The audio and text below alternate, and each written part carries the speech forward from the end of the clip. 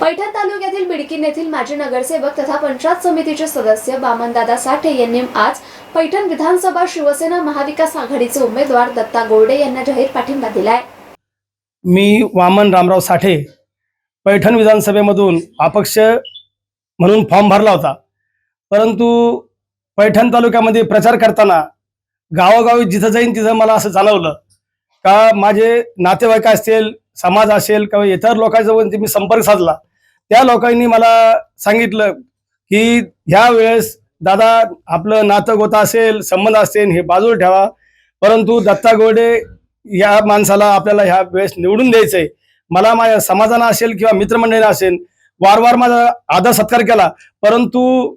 विनंतीही केली की आपल्याला जातीवादी जे शक्ती आहेत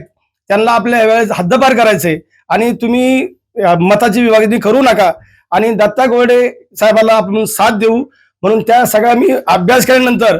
काल असं ठरवलं की आपण असल्यामुळे मताची नक्कीच विभागणी होईल व थोड्याफार का होईना समजा दत्ता भाऊला आपल्या मताची नुकसान होऊ नये म्हणून आज मी खुशीने दत्ताभाऊ गोरडे यांना पाठिंबा जाहीर करतो व या विधानसभेत मी माझ्या समाजाला व मित्रमंडळीला सांगू इच्छितो का उद्या मतदान करताना भरभरून मतदान करून आपण दत्ता भाऊला निवडून द्या अशी सगळ्याला विनंती करतो। बिडकीन नगरीचे 2-3 टर्म नगरसेवक राहिलेले वामनदादा साठे तथा ते पंचायत समितीचे सुद्धा या ठिकाणी सदस्य होते आणि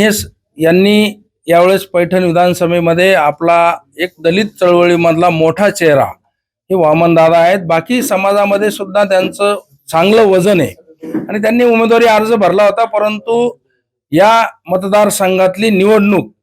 ही जनता जनार्दनाने हातात घेतलेली आहे आणि सगळ्या जनता जनार्दनाने मतदार बांधवांनी दादांना सांगितलं की आपल्याला मताचं विभाजन करायचं नाहीये